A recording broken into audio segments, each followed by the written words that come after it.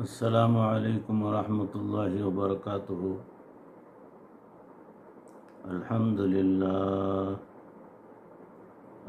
للہ وکفی وسلام علی عبادہ الذین اصطفی، اما بعد فقد قال اللہ تبارک وتعالی فی القرآن المجید والفرقان الحمید، فأعوذ باللہ من الشیطان الرجیم، بسم اللہ الرحمن الرحیم۔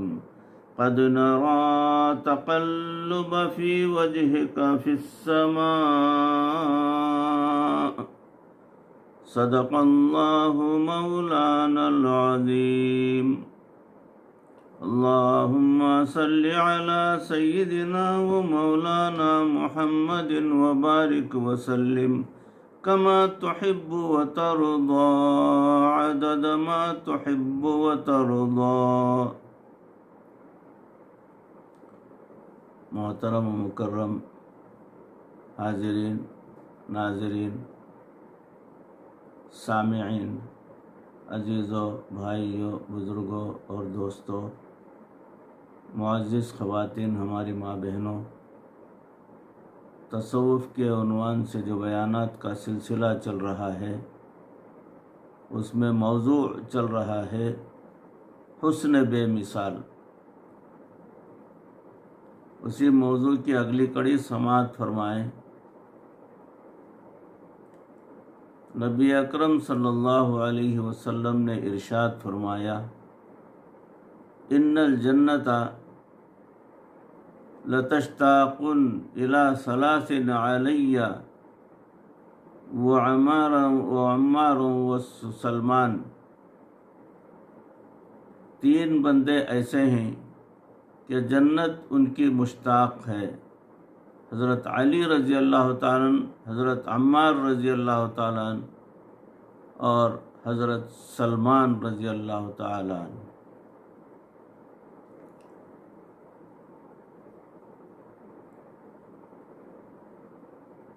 حضرت عمار بن یاسر رضی اللہ تعالیٰ عنہ کے پوتے نے ایک صحابیہ ربیع بن معوذ رضی اللہ عنہما سے نبی اکرم صلی اللہ علیہ وسلم کے حلیہ مبارک کے بارے میں پوچھا، تو وہ فرمانے لگیں، اگر کوئی بندہ نبی صلی اللہ علیہ وسلم کے چہرہ انور کو دیکھتا تو یوں محسوس ہوتا جیسے سورج طلوع ہو رہا ہوتا ہے۔ رسول اکرم صلی اللہ علیہ وسلم کے چہرے سے جو انوار ظاہر تھے، انہی انوار کی کچھ بھیک ہے ان چاند تاروں میں۔ حضرت عبداللہ بن مسعود رضی اللہ تعالیٰ چھٹے نمبر کے صحابی تھے، چنانچہ وہ اپنے بارے میں فرماتے تھے، لقد رأیتنی سادس ستہ، میں نے اپنے آپ کو چھٹے نمبر کا مسلمان پایا۔ یہ نبی صلی اللہ علیہ وسلم کے سفر کے خادم تھے، نعلین مبارک سنبھالتے تھے، مسواک پیش کرتے تھے، بستر بچھاتے تھے، وضو کرواتے تھے، خیال رکھتے تھے۔ انہیں کو اللہ تعالیٰ نے ابو جہل کا سر کاٹنے کی سعادت عطا کی۔ ایک مرتبہ نبی صلی اللہ علیہ وسلم نے حکم فرمایا، ابن مسعود قرآن سناؤ، تو انہوں نے سورہ نساء کی کچھ آیتیں نبی صلی اللہ علیہ وسلم کے سامنے پڑھیں۔ وہ فرماتے ہیں، کنت اذا رأیت وجہ رسول اللہ صلی اللہ علیہ وسلم قلت کأنہ دیناران، جب بھی میں نبی اکرم صلی اللہ علیہ وسلم کے چہرے انور کو دیکھتا تھا تو مجھے یوں لگتا تھا کہ جیسے چاندی کا کوئی سکہ ہے۔ پہلے زمانے میں چاندی کا نیا نیا سکہ بہت چمکدار ہوتا تھا۔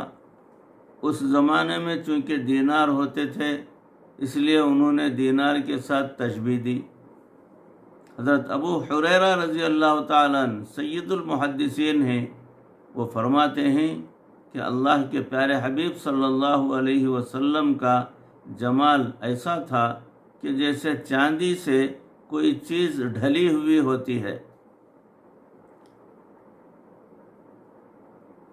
جب رسول اللہ صلی اللہ علیہ وسلم کا ایسا حسن و جمال ہے تو پھر محبت انہی سے کرنے کا مزہ ہے۔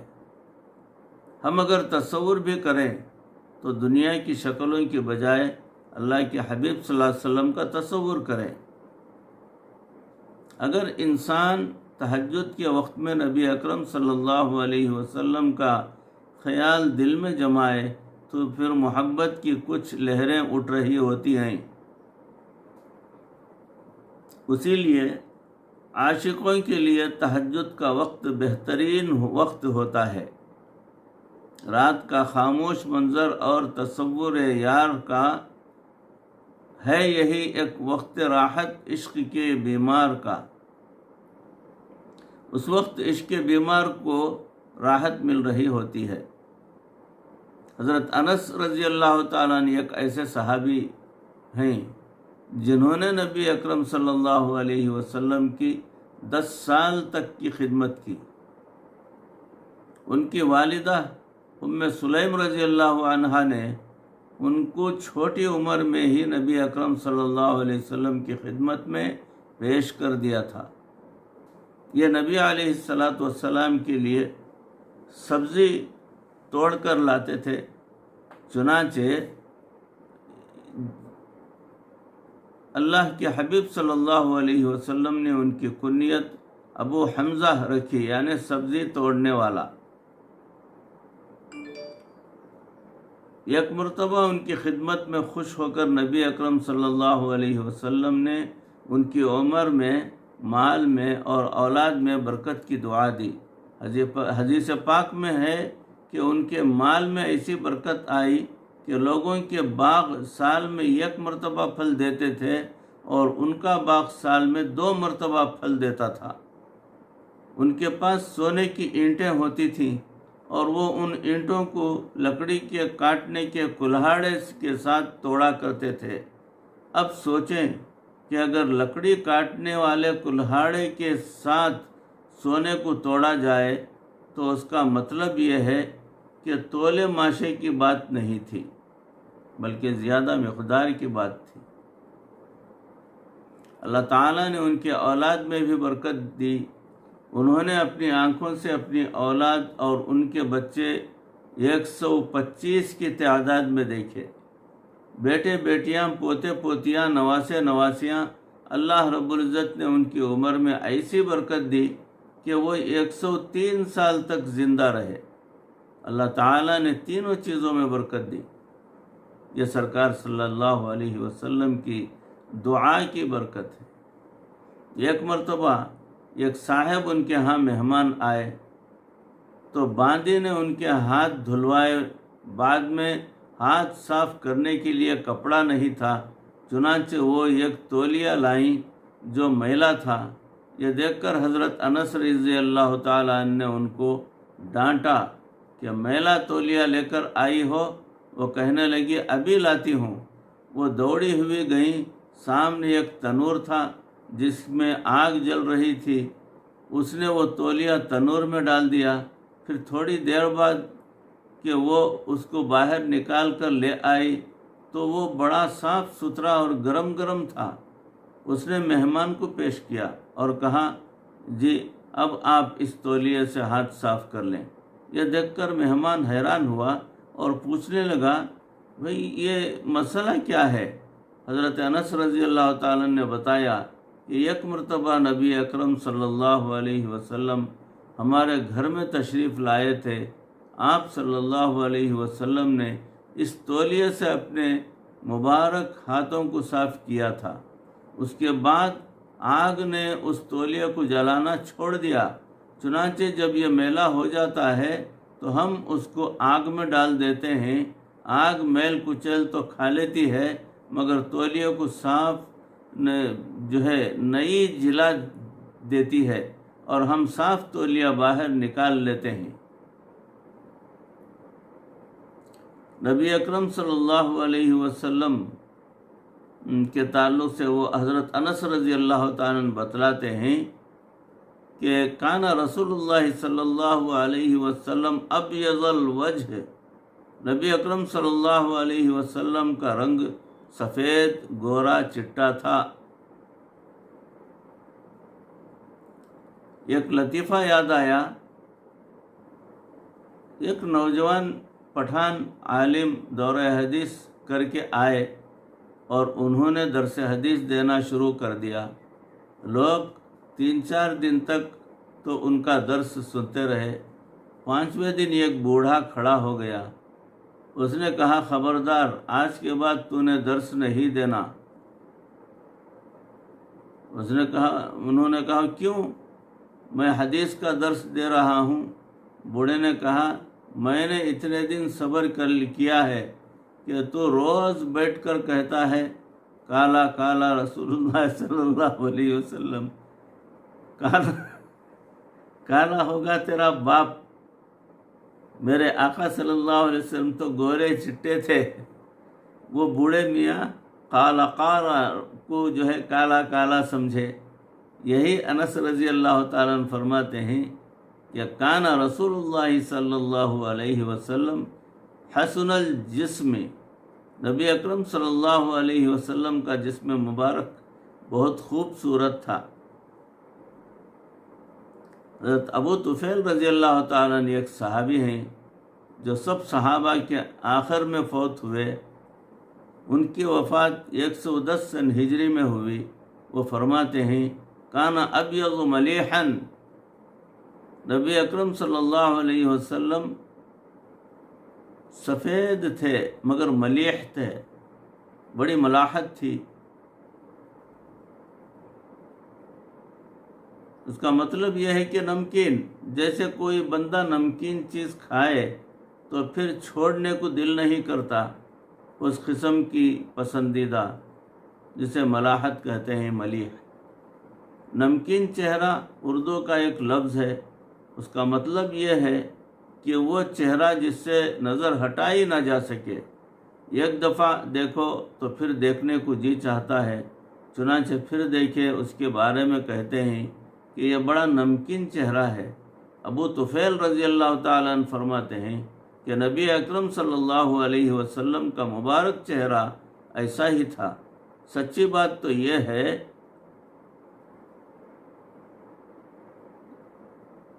کہ نبی اکرم صلی اللہ علیہ وسلم کے حسن کی زکوٰۃ نکلی تو وہ دنیا میں خوبصورتی بن کے پھیل گئی۔ چنانچہ کسی نے ایک عجیب بات کہی، جس چہرہ انور کے بارے میں اللہ تعالیٰ فرمائے قد نرا تقلب وجہک فی السماء، میرے محبوب جب آپ آسمان کی طرف دیکھتے ہیں تو ہم آپ کے چہرے اقدس کے طرف دیکھ رہے ہوتے ہیں۔ پنجابی میں کسی شاعر نے نبی اکرم صلی اللہ علیہ وسلم کے حسن و جمال کو الفاظ کی لڑی میں پرویا کہ حسن بے مثال دیکھ کے، آمنہ دا لال دیکھ کے، حسینہ دیتے ماں ٹٹ گئے سوہنے و جمال دیکھ کے۔ حضرت عمر بن خطاب رضی اللہ تعالیٰ عنہ مراد مصطفیٰ صلی اللہ علیہ وسلم، یعنی 40ویں نمبر پر اسلام قبول کرنے والے فرد ہیں۔ ایک مرتبہ نبی اکرم صلی اللہ علیہ وسلم نے خواب دیکھا کہ حضرت عمر رضی اللہ تعالیٰ نے بہت لمبی قمیص پہنی ہوئی ہے اور باقی لوگوں نے اپنے جسم کے سائز کے مطابق قمیص پہنی ہوئی ہے۔ جب آپ صلی اللہ علیہ وسلم نے خواب سنایا تو حضرت عمر رضی اللہ تعالیٰ نے پوچھا، اے اللہ کے نبی صلی اللہ علیہ وسلم، اس خواب کی تعبیر کیا ہوگی؟ نبی صلی اللہ علیہ وسلم نے تعبیر دی کہ یہ قمیص ہر بندے کے دین کی مثال ہوتی ہے۔ اللہ تعالیٰ نے تمہیں اتنا دین عطا کیا کہ تمہاری قمیص سب سے زیادہ لمبی تھی۔ حضرت عبداللہ بن مسعود رضی اللہ تعالیٰ عنہ فرماتے ہیں काना इस्लाम उमर फ़तहन व कानत हिजरतहु नसरन व कानत अमारतहु रहमा। हज़रत उमर रज़ी अल्लाह ताला नबी अकरम सल्लल्लाहु अलैहि वसल्लम के बारे में फरमाते हैं, मेरे माँ बाप कुर्बान, मैंने आप सल्लल्लाहु अलैहि वसल्लम से पहले बाद में आप जैसा कोई खूबसूरत नहीं देखा।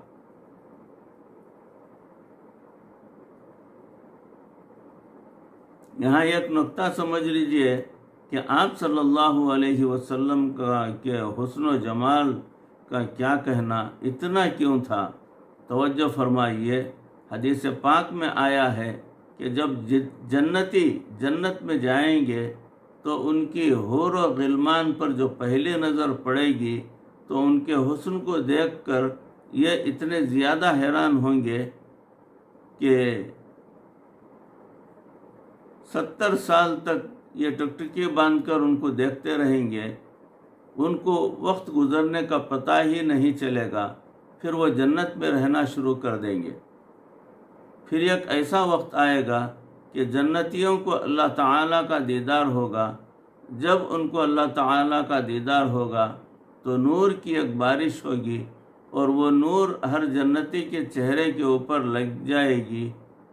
जैसे आंधी में चेहरे पर मिट्टी जम जाती है, तो अल्लाह ताला की दीदार की वजह से चेहरे पर ऐसा नूर आ जाएगा कि जब ये जन्नती वापस लौटकर आएंगे तो जन्नती मखलूक उनको देखकर इतनी हैरान होगी कि 70 साल तक वो उनको टकटकी बांधे देखती रह जाएगी। जब जन्नती लोग अल्लाह ताला का दीदार करेंगे और उसकी वजह से उनका हुस्न इतना होगा कि हूर व गिलमान भी 70 साल तक टकटकी बांधकर उनको देखेंगे, तो जिस अल्लाह ताला के हबीब हुजूर अकरम सल्लल्लाहु अलैहि वसल्लम ने अपनी ज़िंदगी में अल्लाह रब्बुल इज़्ज़त का दीदार किया, तो सोचें कि उनका हुस्न कितना बड़ा होगा, उनके हुस्न जमाल का क्या अलम होगा।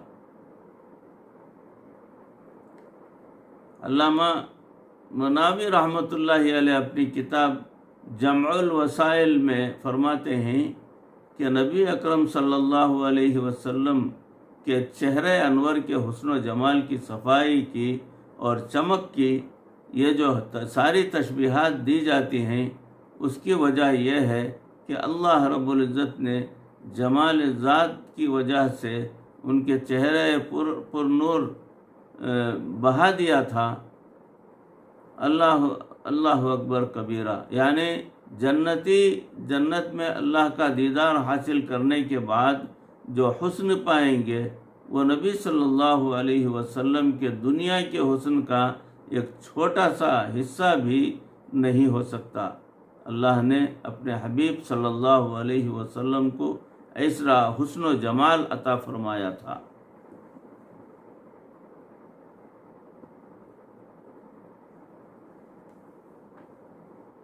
इब्न असाकर की रिवायत है कि एक अजीब बात लिखी है उन्होंने। सैयदा आयशा सिद्दीक़ा रज़ी अल्लाह ताला अन्हा फरमाती हैं, एक मरतबा मेरे हाथ से सुई गिर गई, अंधेरा था और सुई का पता नहीं चल रहा था। इतने में मेरे आका सल्लल्लाहु अलैहि वसल्लम कमरे में तशरीफ़ लाए। जैसे ही मेरे आका सल्लल्लाहु अलैहि वसल्लम दाखिल हुए, चेहरे अनवर का ऐसा नूर था कि मुझे उसकी वजह से अपनी सुई जो है नज़र आ गई गिरी हुई, और मैंने अपनी वो सुई उठा ली। सुभान अल्लाह। अब्दुल्ला बिन अब्बास रज़ी अल्लाह ताला अन्हु की नज़र में बैहक़ी ने दलाइलुन नबुव्वह में रिवायत बयान की है कि हज़रत अब्दुल्ला बिन अब्बास रज़ी अल्लाह ताला अन्हु फरमाते हैं कि अल्लाह ताला का दीदार हासिल करने के बाद आप सल्लल्लाहु अलैहि वसल्लम की बीनाई ऐसी हो गई थी कि आप सल्लल्लाहु अलैहि वसल्लम रात के अंधेरे में उसी तरह देखते थे जैसे लोग दिन की रोशनी में देखा करते थे। सुभान अल्लाह। मुस्लिम शरीफ की एक रिवायत में है, عمرو بن عاص رضی اللہ تعالیٰ عنہ فرماتے ہیں اور دنیا میں کوئی ایسا نہیں تھا کہ مجھے نبی اکرم صلی اللہ علیہ وسلم سے بڑھ کر اس سے محبت جو ہے ہوتی ہے. میری آنکھوں میں ان سے زیادہ کوئی بزرگی والا بھی نہیں تھا، اور میں جب جاتا تھا تو آقا صلی اللہ علیہ وسلم کے چہرے انور کا نور اتنا ہوتا تھا کہ مجھے آپ صلی اللہ علیہ وسلم کے چہرے انور کو آنکھ بھر کر دیکھنے کی جرأت نہیں ہوتی تھی. جواہر البحار میں حسان بن ثابت رضی اللہ تعالی عنہ کا فرمان ہے کہ میں ایک مرتبہ نبی اکرم صلی اللہ علیہ وسلم کی خدمت میں حاضر ہوا. میرے آقا صلی اللہ علیہ وسلم کے چہرے پر ایسا نور تھا کہ میں نے اپنے ہاتھوں کو اپنی آنکھوں پر رکھ لیا کہ کہیں میری بینائی ہی نہ چلی جائے. جب دنیا میں سورج کو دیکھیں تو آنکھ تاب نہیں لا سکتی. آقا دو جہاں صلی اللہ علیہ وسلم کے چہرے انور کا معاملہ ایسا تھا.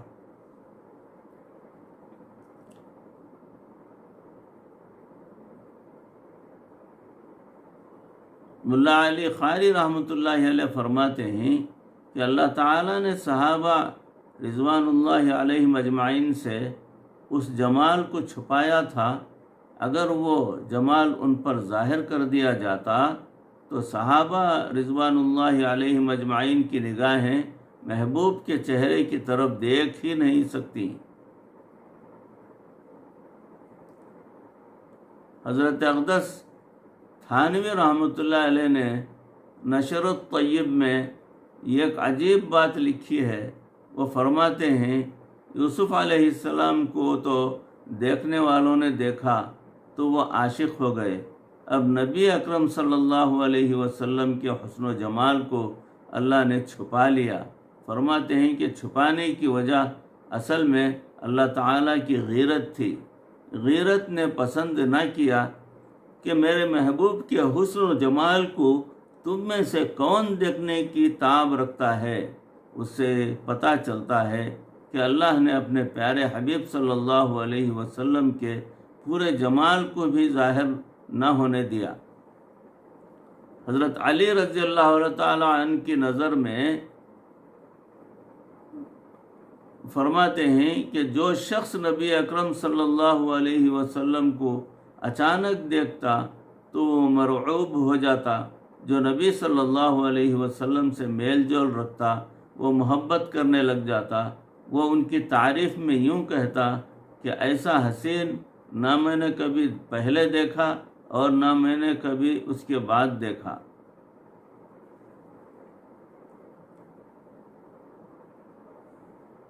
کہنے والے نے کہا ہمیں اس لیے ہے تمنا جنت کہ جنت میں ان کا نظارہ کریں گے.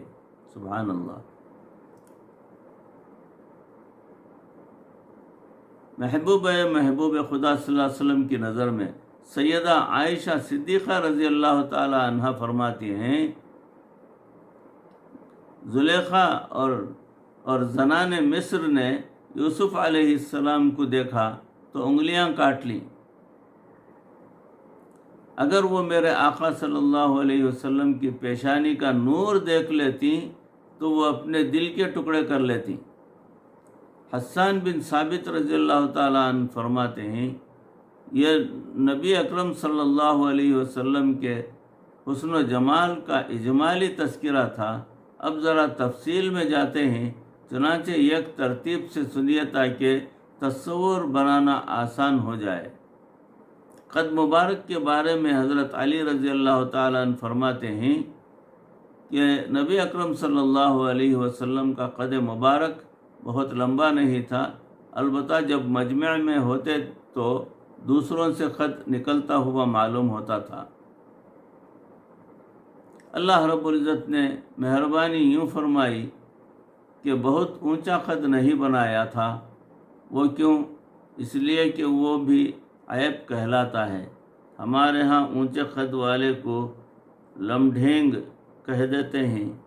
زیادہ لمبا قد حسن و جمال کے خلاف ہوتا ہے، تو نبی اکرم صلی اللہ علیہ وسلم کا مبارک قد میانہ مگر مائل و درازی تھا۔ جب مجمع میں ہوتے تھے تو سب سے اونچے نظر آتے تھے۔ اس میں یہ حکمت تھی کہ لوگوں جس طرح ظاہر میں تم سے ان کا قد اونچا نظر آتا ہے، حقیقت میں انسانوں میں سب سے زیادہ رتبے والا اللہ نے ان کو عطا فرمایا ہے، جس میں اطہر بہت زیادہ فربا اور موٹا ہرگز نہیں تھا، پیٹ نکلا ہوا نہیں تھا، بہت خوبصورت پرسنالٹی تھی۔ چنانچہ ہند بن ابی حالہ رضی اللہ تعالیٰ عنہ فرماتے ہیں کہ رسول اللہ صلی اللہ علیہ وسلم کے اعضاء کی ساخت معتدل، بدن مبارک نہ موٹا نہ ڈھیلا بلکہ گھٹا ہوا، مضبوط اور توانا تھا۔ حضرت انس رضی اللہ تعالیٰ عنہ فرماتے ہیں کہ نبی اکرم صلی اللہ علیہ وسلم کا جسم اطہر انتہائی خوبصورت تھا۔ عزیزوں، بھائیوں، بزرگوں اور دوستوں، معزز خواتین، ہماری ماں بہنوں، موضوع چل رہا ہے۔ انشاءاللہ اسی موضوع کی اگلی کڑی، اگلی نشست میں آپ کے روبرو پیش کرنے کی کوشش کروں گا۔